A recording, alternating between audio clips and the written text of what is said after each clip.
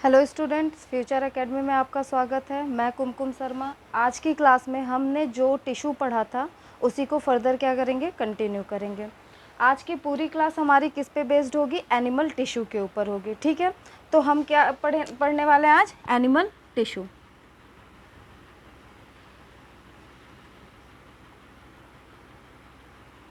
Animal tissue बहुत important topic हो जाता है आपके, अगर क्लास 9th के एग्ज़ाम पॉइंट ऑफ व्यू से देखें तो भी, और प्लस किसी भी कम्पिटेटिव एग्ज़ाम से इससे कंटिन्यूसली क्वेश्चन पूछे जाते हैं। एनिमल टिश्यू हमको क्यों पढ़ना पड़ा, मैंने पहली क्लास जब हम लोग टिश्यू को डिस्कस कर रहे थे तो हमने वहाँ पे कुछ बातें बोली थी। हमने क्या कहा था कि जो प्लांट होते हैं और जो एनिमल्स होते हैं दोनों एक दूसरे से बिल्कुल क्या होते हैं, डिफरेंट होते हैं। प्लांट एक ही जगह पे खड़ा होता है तो उसको मैकेनिकल सपोर्ट ज़्यादा चाहिए, क्योंकि वो मूव नहीं कर रहा है, एक जगह पे ही खड़ा है, लंबा सा है, बहुत लंबा विशाल है, तो उसको क्या चाहिए, मैकेनिकल सपोर्ट ज़्यादा चाहिए, इसीलिए उसमें डेड टिश्यूज़ ज़्यादा होते हैं। लेकिन अगर हम एनिमल्स की बात करें तो उनमें ऐसा नहीं है, वो एक जगह से दूसरे जगह मूव करते हैं, चाहे वो शेल्टर के लिए मूव करें, चाहे वो रिप्रोडक्शन के लिए मूव करें, चाहे वो फूड के लिए, मतलब वो हर एक अपनी रिक्वायरमेंट को फुलफ़िल करने के लिए क्या करते हैं, मोशन करते हैं। तो उनमें मैकेनिकल सपोर्ट जैसी चीज़ कुछ भी नहीं पाई जाती है। ठीक है, तो वहाँ पर जो टिश्यूज़ होते हैं वो अलग तरीके के होते हैं, इसीलिए तो हम दो अलग अलग टिश्यूज़ पढ़े। हमने पढ़ा प्लांट टिश्यू को, हमने उसमें meristematic, complex permanent, simple permanent, सारे कॉन्सेप्ट्स को अच्छे से डिस्कस कर लिया था। तो आज की क्लास हमारी किस पे बेस्ड होगी, एनिमल टिश्यू पे। ठीक है, देखो एनिमल टिश्यू की अगर हम बात करते हैं तो इनके ओरिजिन के आधार पर, कि मतलब ये कहाँ से, किस जर्म लेयर से डेराइव्ड हुए हैं। अब आप सोचोगे कि ये जर्म लेयर क्या होती है, तो अभी की क्लास में तो आप बस इतना समझ लो 3 जर्म लेयर होती है जिससे टिश्यू क्या होता है, बनता है, मतलब ओरिजिन होता है उसका। एक होता है एक्टोडर्म, एक होता है एंडोडर्म और एक होता है मीजोडर्म। तो इन तीनों जर्म लेयर में से किससे उसका ओरिजिन हुआ है, इस आधार पर हम एनिमल टिश्यू को 4 पार्ट्स में डिवाइड करते हैं। तो सबसे पहले हम क्या करते हैं, हम इसको डिवाइड करते हैं। देखो टिश्यूज़ के बारे में तो वही डेफिनेशन है, तो मैं दोबारा नहीं लिख रही हूँ। ठीक है, सिर्फ आप इतना समझ लो, इसका बेसिस क्या है, ओरिजिन। ठीक है, इसका विकास किस आधार पर हुआ है। तो ये कितने टाइप के हो जाते हैं, 4 टाइप के होते हैं। एक होता है आपका क्या, एपिथेलियल टिश्यू। दूसरा आपका क्या होता है, कनेक्टिव टिश्यू, कनेक्टिव टिश्यू। तीसरा जो होता है वो आपका होता है मस्क्यूलर टिश्यू, और जो फोर्थ होता है आपका वो होता है नर्वस टिश्यू, नर्वस टिश्यू। ठीक है, एक होता है एपिथेलियल, दूसरा होता है कनेक्टिव, तीसरा होता है मस्क्यूलर, चौथा होता है नर्वस टिश्यू। क्या होता है एपिथेलियल टिश्यू, सबसे पहले मैं इसके ओरिजिन को लिख देती हूँ, जहाँ से आपके कम्पिटिटिव एग्जाम में क्वेश्चन आते हैं। देखो जो एपिथेलियल टिश्यू होता है ये डेराइव्ड होता है, डेराइव्ड फ्रॉम ऑल 3 लेयर। इसको मैं समझाऊंगी कैसे होता है, बस अभी आप इसको लिख लो, ऑल 3 लेयर। ठीक है, जो नर्वस टिश्यू होता है ये डेराइव्ड होता है, डेराइव्ड फ्रॉम एक्टोडर्म। ठीक है, जो आपका कनेक्टिव टिश्यू होता है ये कहाँ से होता है, ये भी होता है डेराइव्ड फ्रॉम मीसोडर्म। और जो मस्क्यूलर टिश्यू होता है वो mainly derived from, mainly derived from mesoderm, mesoderm। ठीक है, मतलब क्या हुआ ये समझना। नॉर्मली हमने क्या बोला कि जो एपिथेलियल टिश्यूज़ होते हैं वो तीनों जर्म लेयर से, मतलब एक्टोडर्म, एंडोडर्म, मीजोडर्म, तीनों से ये इसका डेराइव्ड हुआ है, ओरिजिन हुआ है। जो कनेक्टिव टिश्यू होते हैं वो सिर्फ और सिर्फ मीसोडर्म से इसका ओरिजिन होता है। मस्क्यूलर टिश्यू जो होते हैं वो मेनली मीसोडर्म, मतलब कुछ एक्सेप्शंस हैं, आपके लेवल पे आपको अभी नहीं जानना है, अगर आप क्लास 9th 11th में जाओगे तो आपको इसके बारे में पढ़ना पड़ेगा। और जो नर्वस टिश्यू होते हैं वो एक्टोडर्मल इन ऑरिजिन होते हैं। अब देखो इसको कैसे आपको याद रखना है। देखो ये तो याद रहता है कि भाई तीनों जर्म लेयर में से किसी से तो ऑरिजिन हुआ होगा, लेकिन कन्फ्यूज़न क्या होता है, एक्टोडर्म है, एंडोडर्म है या मीजोडर्म है। तो इसको मैं आपको एक तरीका समझाती हूँ। नर्वस टिश्यू मतलब क्या, हम ब्रेन की बात कर रहे हैं, नर्वस वर्ड जहाँ भी आता है ना वो ब्रेन से रिलेटेड होता है, तो नर्वस टिश्यू में ब्रेन की बात करते हैं। अब अगर मैं आपसे बोलूँ आप जो भी एक्टिविटी करते हो, ठीक है, वो कौन रेगुलेट करता है, आपका ब्रेन करता है। ब्रेन ही तो इम्पल्स भेजता है ना, सबसे इम्पॉर्टेंट ऑर्गन कौन सा होता है, आपका ब्रेन होता है। तो ब्रेन की वजह से आप क्या कर रहे हो, एक्ट कर रहे हो, मतलब जो भी एक्टिविटी कर रहे हो। ये सिर्फ एक तरीका है चीज़ों को रिलेट करने का, ताकि एग्ज़ाम में जब आपसे क्वेश्चन पूछे तो आप इसको आसानी से समझ पाओ। तो एक्टोडर्म का मतलब क्या, नर्वस क्या कर रहा है, एक्ट कर रहा है, तो एक्ट से याद रखोगे एक्टोडर्मल इन ऑरिजिन। अब देखो कनेक्टिव टिश्यू और मस्कुलर टिश्यू, पहले कनेक्टिव टिश्यू देखते हैं। कनेक्टिव टिश्यू का मतलब होता है, जो कनेक्टिव टिश्यू में ना आप ना इसके एग्जाम्पल से समझो। कनेक्टिव टिश्यू में कौन आते हैं, जैसे ब्लड है, बोन्स है, ये कनेक्टिव टिश्यू होते हैं। अब आप देखोगे कि जो ब्लड होता है वो किस तरीके से ऑक्सीजन को पूरी बॉडी में सर्कुलेट करता है, किस तरीके से सारे सेल्स को क्या कर रहा है, ऑक्सीजन दे रहा है। तो ये क्या कर रहा है, कनेक्ट कर रहा है कहीं ना कहीं, ठीक है, इसीलिए इसको क्या बोलते हैं, कनेक्टिव। तो कनेक्टिव टिश्यू क्या है, बीच में है। कनेक्ट, जब आप किसी चीज़ को कनेक्ट करते हो, मान लो हमने क्या किया, इसको और इसको तो कनेक्ट किया, तो बीच में हम हैं और इन दोनों को कनेक्ट कर रहे हैं। तो बीच मतलब मिडिल, मिडिल से आप क्या याद रखोगे, मीसोडर्म याद रखोगे, ठीक है। और एपिथेलियल को कैसे याद रखोगे, देखो हमने एपिथेलियल सेल पढ़ा था पिछली क्लास में, उसमें हमने बताया था कि जो प्लांट होते हैं उनकी जो आउटर लेयर होती है, जो प्रोटेक्टिव लेयर होती है, वो क्या होती है, एपिथेलियल होती है। ये क्या करती है, प्रोटेक्शन देती है। इसी तरीके से यहाँ भी जो एनिमल्स में आउटर लेयर है उसको एपिथेलियल टिश्यू या सेल्स कहते हैं, ठीक है। तो यहाँ पर क्या हो रहा है, ये पूरी बॉडी का, अगर हम नॉर्मली बोले तो पूरी स्किन जो होती है वो क्या होती है, एपिथेलियल होती है। प्लस जितने भी इंटरनल ऑर्गन्स हैं वो सब के सब किससे बने होते हैं, एपिथेलियल टिश्यू से। मतलब हमारी बॉडी का एक मेजर पार्ट जो होता है वो कौन बना रहा है, ये। तो ये तीनों जर्म लेयर से मिलकर बना होता है। ये तो बहुत ही इंपॉर्टेंट क्वेश्चन है, ठीक है। तो ये क्वेश्चन कई बार पूछा जाता है।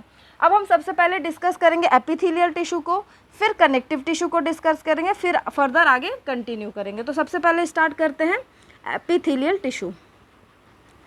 एपिथेलियल टिश्यू, देखो एपिथेलियल मतलब क्या, एपी मतलब क्या होता है, अपॉन, पिछली क्लास में भी मैंने ये बात बताई थी। और थीलिया का मतलब होता है ग्रो, मतलब ये दूसरे किसी भी टिश्यू के ऊपर क्या करेंगे, ग्रो करते हैं, ठीक है। इसीलिए ये सबसे क्या होते हैं, आउटर मोस्ट कवरिंग को बनाते हैं। तो ये क्या होते हैं, जो आपके एपिथेलियल होते हैं ये क्या बनाते हैं, आउटर मोस्ट कवरिंग। तो हम इसके बारे में सबसे पहले क्या लिख सकते हैं, पहला क्वेश्चन, एपिथेलियल टिश्यू क्या होते हैं, derived from all three germ layer. तो किससे बना है, derived from all three germs layer. और कौन कौन से हैं, एक्टोडर्म, एंडोडर्म और मीजोडर्म। दूसरा, जब एम्ब्रियोनिक लाइफ में कोई भी जो भी बच्चा होता है, जब वो एम्ब्रियोनिक लाइफ में होता है तो सबसे पहले क्या चाहिए उसको, प्रोटेक्शन चाहिए। मैंने बताया कि ये क्या करता है, प्रोटेक्टिव लेयर होती है। इसको हम लिख लेते हैं, it is a protective layer, ठीक है। थर्ड पॉइंट, एम्ब्रियोनिक लाइफ में जब बच्चा जो होता है वो माँ के एम्ब्रियो में होता है, तो जो भी उसकी स्किन बनने, जब उसकी स्किन बनना शुरू हुई और इंटरनल ऑर्गन, तो दोनों की जो आउटर सरफेस होती है वो एपिथेलियम की ही होगी। तो आप सोच कर बताओ कि सबसे पहले क्या बनेगा, स्किन बनेगा, इंटरनल ऑर्गन्स धीरे धीरे डेवलप करेंगे, तो उनको क्या चाहिए, प्रोटेक्शन चाहिए। इसीलिए एम्ब्रियोनिक लाइफ में जो सबसे पहला टिश्यू बनता है वो कौन सा होता है, एपिथेलियल टिश्यू होता है। तो ये कब बनता है, आपका एम्ब्रियोनिक लाइफ में बनता है। तो क्या होता है ये, फर्स्ट एम्ब्रियोनिक लाइफ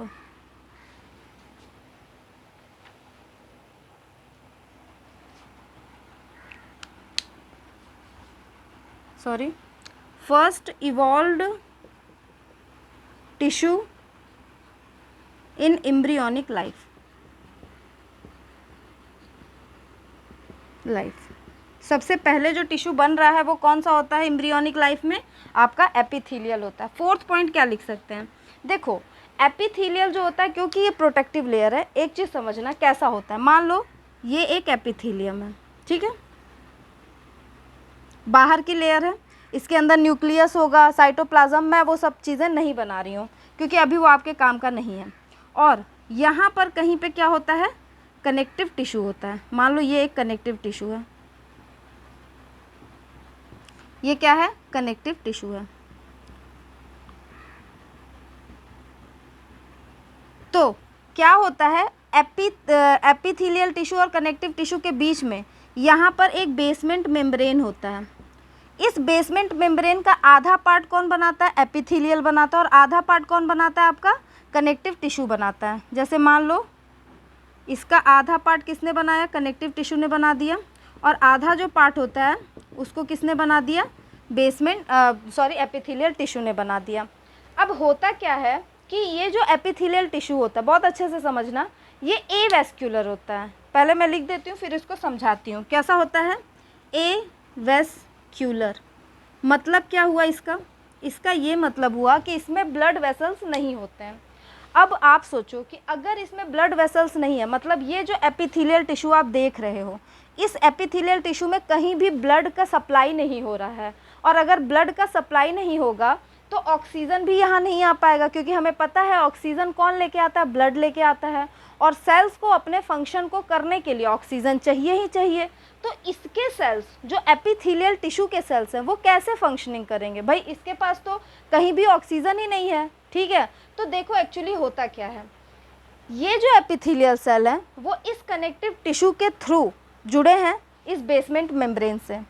और इसी कनेक्टिव टिश्यू से वो क्या करते हैं? ऑक्सीजन को लेते हैं और जो भी वेस्ट मटेरियल होता है वो क्या करते हैं? इसमें डाल देते हैं। लेकिन इम्पॉर्टेंट पॉइंट क्या है कि ये क्या होते हैं? एवेस्क्यूलर होते हैं। मतलब इनमें खुद का ब्लड वेसल्स नहीं होता है। ये अपने ऑक्सीजन की सप्लाई के लिए प्लस जो भी इनका वेस्ट मटेरियल है उसको ड्रेन करने के लिए किस पे डिपेंडेंट होते हैं? कनेक्टिव टिश्यू पे होते हैं। अगर कनेक्टिव टिश्यू से इसकी लड़ाई हो जाए, तो अगर ये काम करने के लिए मना कर दे, तो ये अपनी फंक्शनिंग को ऑर्गेनाइज ही नहीं कर पाएंगे। ऐसा होता नहीं है, ठीक है, बस आपको समझाने के लिए था। तो जो एपिथेलियल टिश्यू होते हैं वो कैसे होते हैं? एवेस्क्यूलर होते हैं। अगला, इसका फंक्शनिंग क्या होता है? प्रोवाइड प्रोटेक्शन, ठीक है, प्रोटेक्टिव लेयर है तो क्या करेंगे? It provides protection. It provides protection, ये प्रोटेक्शन प्रोवाइड करते हैं, ठीक है। अब समझना कि क्या होता है, मैं यहाँ पे लिख देती हूँ 6 पॉइंट, आप इस चीज़ को समझना। ये एवेस्क्यूलर है, प्रोवाइड प्रोटेक्शन, मतलब अगर ये प्रोटेक्शन प्रोवाइड कर रहे हैं, मतलब सबसे आउटर लेयर जो है हमारे स्किन की, वो किसकी बनी होगी? एपिडर्मल की, एपिथेलियल सेल की बनी होगी, ठीक है। अब देखो होता क्या है, आप मुझे बताओ कि अगर आपकी स्किन, जैसे कई बार आपने सिंपल, अभी इस चीज़ को छोड़ दो, बस इतना समझो कि जब आपको चोट लग जाती है, आपकी स्किन डैमेज हो जाती है, तो आपको क्या चाहिए कि स्किन जल्दी से हील कर जाए, मतलब घाव जो है वो जल्दी से भर जाए, या फिर उसमें टाइम लगना चाहिए? ऑब्वियस है भाई, जल्दी से भर जाए, ठीक है। और ऐसा क्यों होता है? ताकि जो भी फॉरेन पार्टिकल्स है उनका इन्फेक्शन ना हो हमारी बॉडी के अंदर।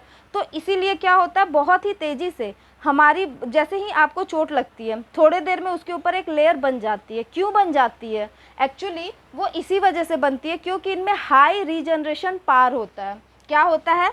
हाई रीजनरेशन पार, ठीक है। तो इनमें क्या होता है? हाई रीजनरेशन पार होता है। लो रीजनरेशन पार किस में होता है? नर्वस टिश्यू में, हम आगे पढ़ेंगे। तो यहाँ पे क्या होता है? हाई रीजनरेशन पार होता है। ये था एपिथेलियल टिश्यूज़ के बारे में कुछ पॉइंट्स जो आपको पता होने चाहिए, ठीक है। हाँ, एक और पॉइंट लिख लो, जो टर्म एपिथेलियम था वो किसने दिया था? मैं यहाँ लिख देती हूँ, टर्म एपिथेलियल, जो टर्म था एपिथेलियम, उसको दिया था रुश नाम के साइंटिस्ट ने, ठीक है। रुश नाम के एक साइंटिस्ट थे जिन्होंने क्या दिया था, टर्म एपिथीलियम को दिया था। तो एपिथीलियल टिश्यू के बारे में आपने पढ़ लिया। अब हम पढ़ेंगे किसके बारे में, कनेक्टिव टिश्यू, सॉरी इसके टाइप्स के बारे में, ठीक है। एक मिनट,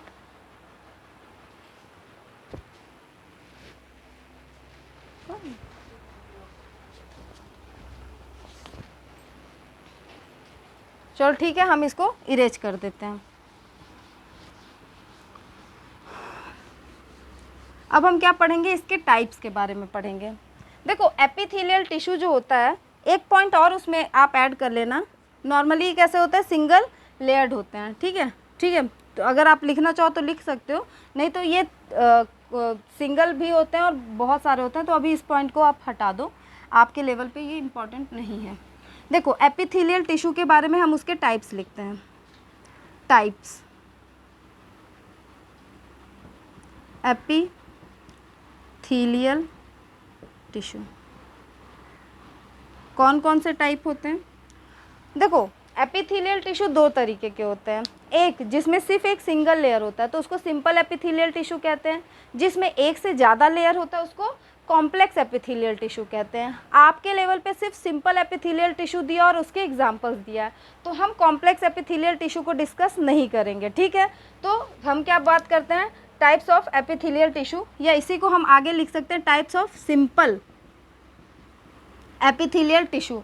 ये सिंपल वर्ड है, मतलब यहाँ पे क्या होगा, सिर्फ एक सिंगल लेयर की ही बनी होगी है, ठीक है। मतलब जो सेल्स होंगे वो एक ही लेयर के होंगे, एक ही होंगे, एक से ज़्यादा लेयर नहीं होगी। इस आधार पे ये आपको 3 टाइप्स के होते हैं। एक होता है सिंपल स्क्वैमस एपिथेलियल टिश्यू, क्या होगा, सिंपल स्क्वैमस एपिथेलियल टिश्यू होगा। दूसरा सिंपल क्यूबॉइडल एपिथेलियल टिश्यू,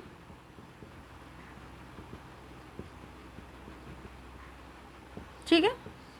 और तीसरा होता है सिंपल कॉल्यूमिनार एपिथेलियल टिश्यू।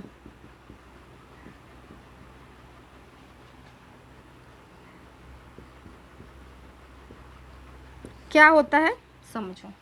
देखो सिंपल स्क्वैमस एपिथेलियल टिश्यू कैसे होते हैं, बिल्कुल जैसे आप देखते हो एक पतली सी होती है, ठीक है। पहले मैं इसके फंक्शंस को बताती हूँ तो आप इसको समझ पाओगे।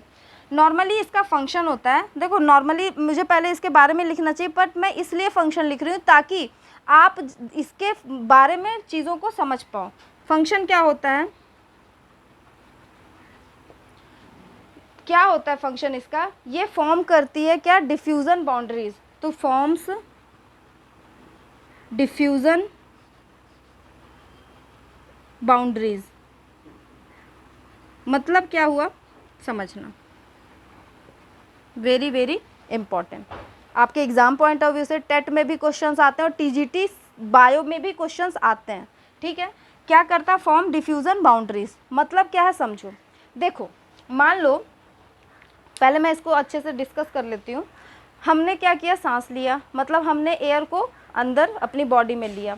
एयर को जब हम लेते हैं उसे बोलते हैं इनहेल, ठीक है। इनहेलेशन बोल दो, इनहेल बोल दो, बात एक ही है। हमने इनहेलेशन किया, सांस को अंदर लिया, एयर को अंदर लिया, ऑक्सीजन हमारे लंग्स में चला गया। लंग्स में जब ऑक्सीजन जाता है तो कुछ इस तरीके से, मान लो ये लंग्स है और यहाँ पर एक पाउच लाइक स्ट्रक्चर होता है, इसमें ऑक्सीजन जाकर क्या हो जाएगा, भर जाएगा। इसको बोलते हैं एल्वियोली। आप जब क्लास 10th में पढ़ोगे रेस्पिरेशन तो इसको बहुत अच्छे से हम डिस्कस करेंगे, अभी बस थोड़ी थोड़ी चीज़ों को आपको रिलेट करना। इसे क्या बोलते हैं, एल्वियोली कहते हैं। अब ये ऑक्सीजन, हमें पता है ऑक्सीजन क्यों चाहिए हमें, क्योंकि जो हमारे सेल्स होते हैं उनको अपने फंक्शन को ऑर्गेनाइज करने के लिए ऑक्सीजन की नीड होती है। बिना ऑक्सीजन के वो कैसे हो जाएंगे, जलबिन मछली, मतलब वो कोई भी फंक्शन को ऑर्गेनाइज नहीं कर पाएंगे, ठीक है। तो अब ये एक ब्लड की वेसल्स है, एक पाइप है जिसके अंदर बहुत सारे ब्लड भरे हुए हैं, ये मान लो ब्लड्स हैं। अब ये ब्लड क्या करेंगे, ये ऑक्सीजन को उठाएंगे और उठाकर ये सेल तक लेकर जाएंगे। तो इनके बीच में कोई ऐसे पाइप नहीं है जिसके थ्रू क्या ऑक्सीजन जा रहा होगा।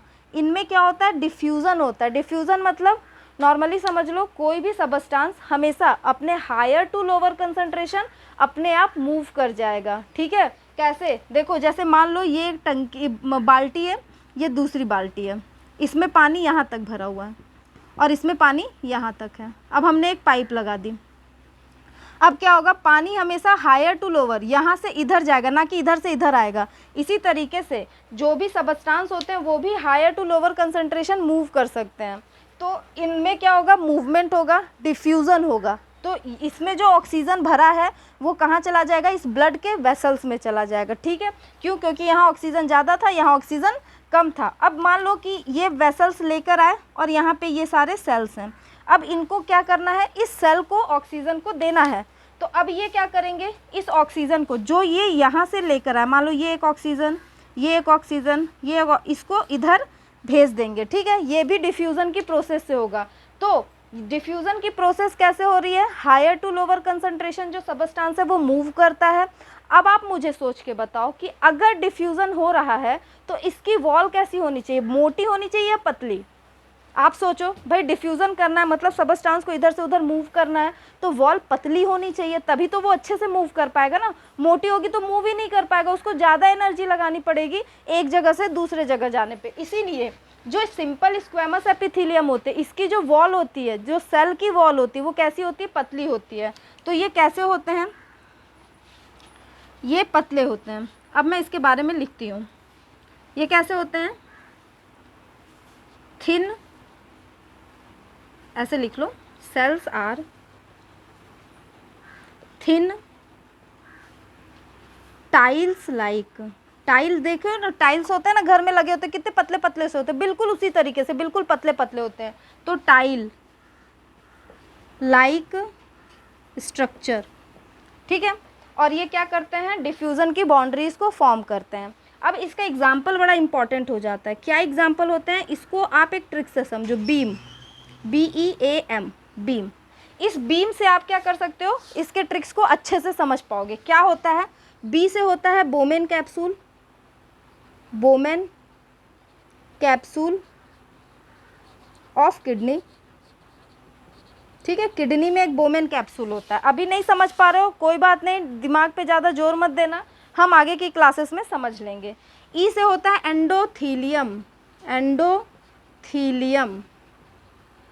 एंडोथीलियम में ही क्या आता है, ब्लड वेसल्स आते हैं और जो लिम्फ आते हैं, ये सारे इसी में आते हैं। तो मैं यहाँ ब्रैकेट में लिख देती हूँ, ब्लड वेसल्स, लिम्फ एक्सेट्रा, ये सारे एंडोथीलियम में। ए से होता है एल्वियोली, एल्वियोली ऑफ लंग्स। ठीक है, और एम से होता है मीसोथीलियम। मीसोथीलियम का मतलब होता है इंटरनल ऑर्गन्स। मैं यहाँ पे लिख देती हूँ इंटरनल, 1 मिनट, इंटरनल ऑर्गन। तो ये चीज़ें क्या होती हैं, पाई जाती है। बीम से आप इसको आसानी से समझ सकते हो। ठीक है, एल्वियोली का तो हमने समझ लिया, ब्लड वेसल्स भी है तो ब्लड वेसल को ही एंडोथीलियम बोल दिया।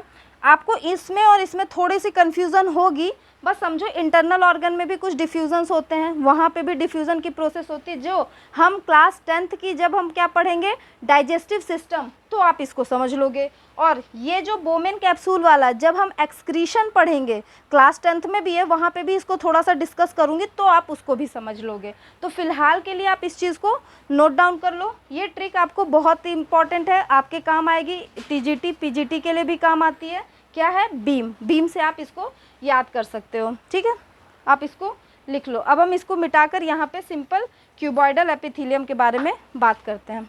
देखो, ज़्यादा नहीं मिटाऊंगी, बस थोड़ा सा।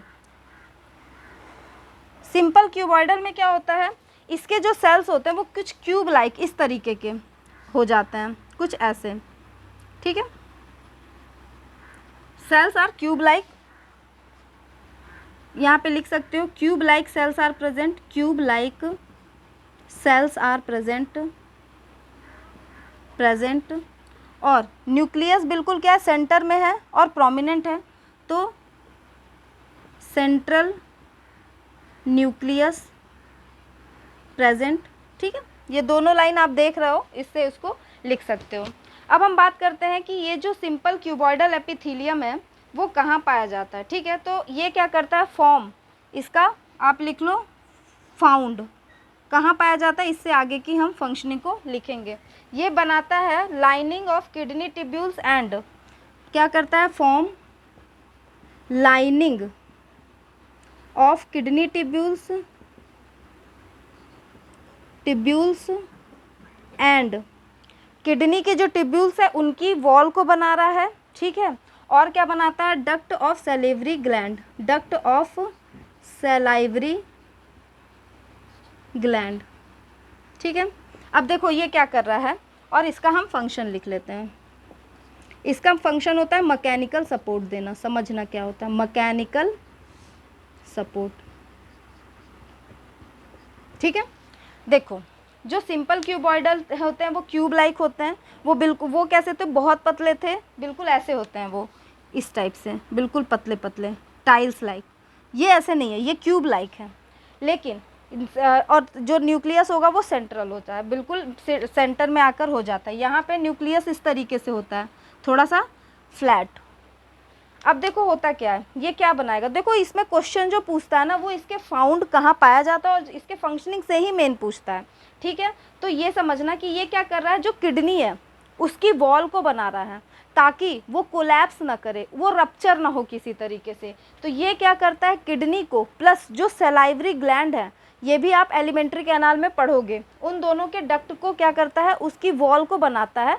और अगर ये वॉल को बना रहा है मतलब उसकी किनारे की जो वॉल होती है, दीवार होती है, उसको बना रहा है, तो मेनली इसका फंक्शन क्या होता है, मैकेनिकल सपोर्ट देना। ठीक है, अब हम बात करते हैं सिंपल कॉल्यूमिनार एपिथेलियम की। देखो सिंपल कॉल्यूमिनार एपिथेलियम जो होता है, आपने इन दोनों को लिख लिया है तो हम यहीं पे लिखेंगे क्योंकि उसके लिए थोड़ा जगह चाहिए, तो मैं यहाँ लिख देती हूँ। ठीक है,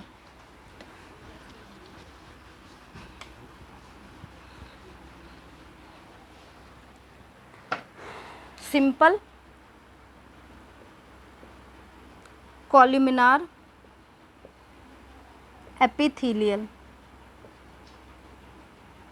ठीक है, टिश्यू क्या होता है, कुछ इस तरीके से, वो तो क्यूब लाइक थे, ये उससे भी लंबे लंबे बिल्कुल पिलर लाइक होते हैं इस तरीके से।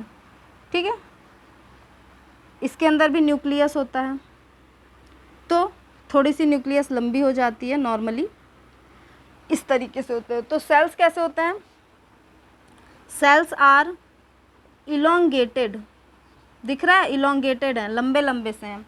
तो सेल्स कैसे होते हैं, इलोंगेटेड होते हैं and at base of cells होते हैं, बिल्कुल बेस से जुड़े हैं, and at base of cell. ठीक है, ये क्या होते हैं, आपके बेस से जुड़े होते हैं। अब दूसरी पॉइंट क्या होती है, देखो जो आपका सिंपल कॉल्यूमिनार एपिथेलियम है ये पाया कहाँ जाता है, इसके लिए एक ट्रिक बताती हूँ। फाउंड इन, ट्रिक क्या है, Lal Bahadur Shastri, Lal Bahadur Shastri was a great Indian. ठीक है, एल से क्या हो जाता है, लीवर, सबसे पहले लीवर में पाया जाएगा।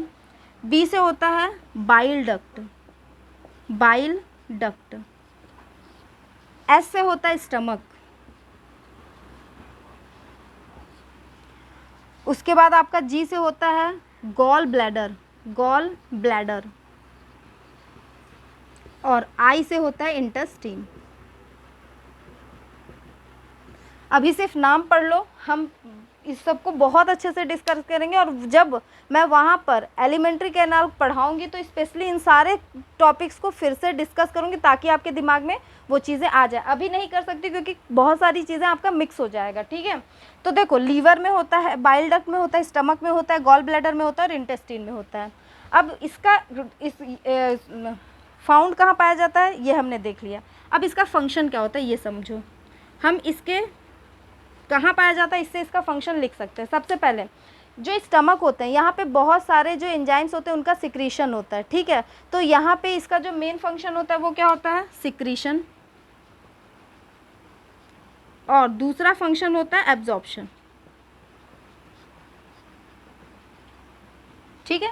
तो एक तो सिक्रीशन होता है, एक दूसरा होता है एब्जॉर्प्शन। बस इसको आप लिख लो, Lal Bahadur Shastri was a great Indian. तो liver, bile duct, stomach, gall bladder, intestine, यहाँ पर ये पाए जाते हैं। इसके अलावा एक और इसका फंक्शन होता है सेंसेशन। बस आपके लेवल पे वो इम्पॉर्टेंट नहीं है, आपके लेवल पे यही दो इम्पॉर्टेंट है, तो इन दोनों को तो अच्छे से पढ़ लेना, ठीक है। तो ये हो गया क्या आपका टाइप्स ऑफ एपिथेलियल टिश्यू। अब हम बात करेंगे कनेक्टिव टिश्यू की, ठीक है। आपने लिख लिया होगा, चलो ओके।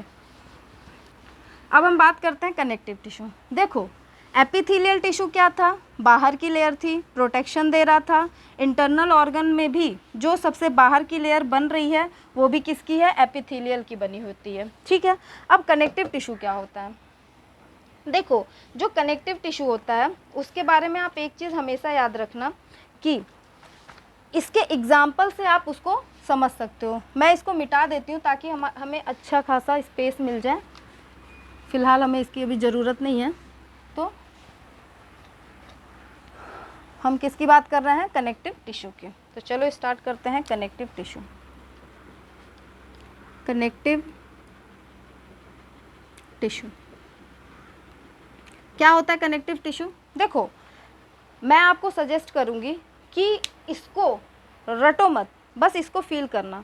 और इसको कैसे फील करोगे आप, जब आपको इसके एग्जांपल्स पता होंगे। तो सबसे पहले जैसे ही कनेक्टिव टिश्यू आपके दिमाग में आए, आपके दिमाग में डायरेक्टली क्या क्लिक करना चाहिए, examples.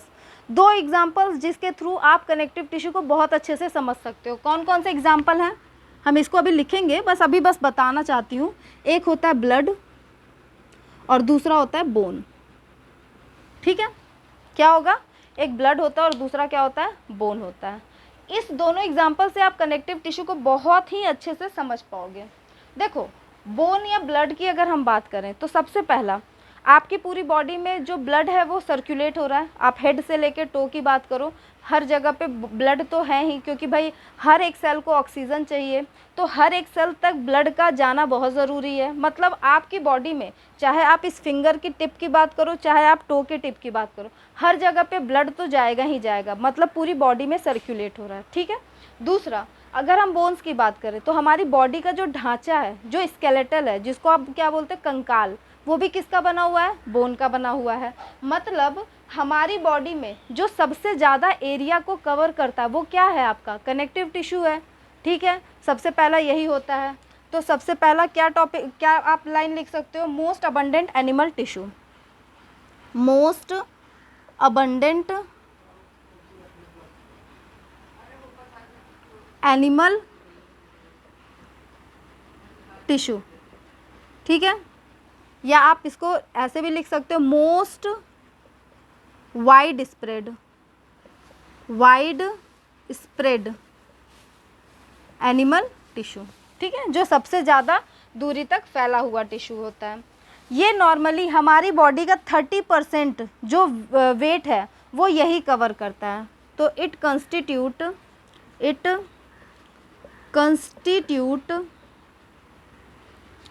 30% of total body weight, total body weight.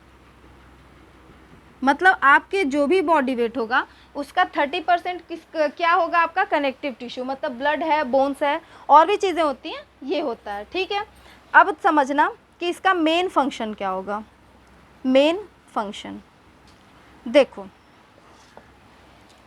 अगर हम इसके मेन फंक्शंस की बात करें तो क्या होता है, इसका मेन फंक्शन होता है नॉर्मली आप कह सकते हो चीज़ों को लिंक और बाइंड करना, ठीक है। तो ये क्या करते हैं, लिंकिंग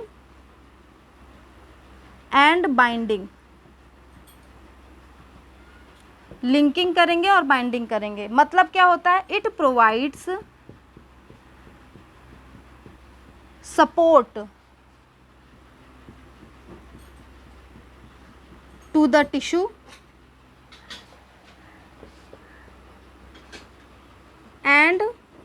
अदर ऑर्गन्स।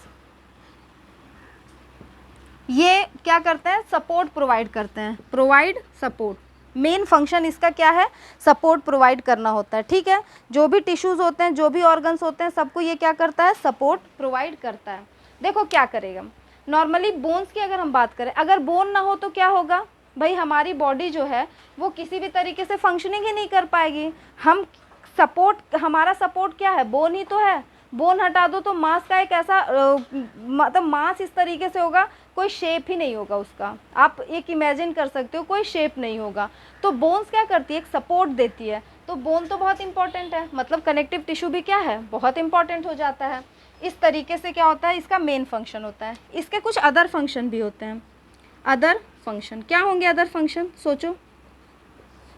देखो इसका जो अदर फंक्शन होता है वो आप बहुत अच्छे से समझ सकते हो। एक तो ये क्या करता है, बोन के थ्रू सपोर्ट प्रोवाइड करता है। अब इसमें ब्लड है तो ब्लड क्या करता है, ट्रांसपोर्टेशन करता है।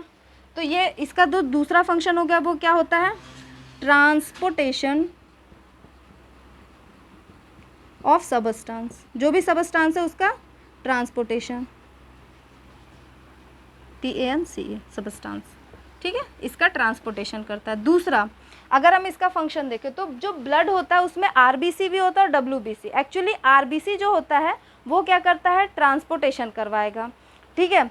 और जो WBC होता है वो क्या करता है, डिफेंस देता है। तो it provide defence, it provide defence to the body.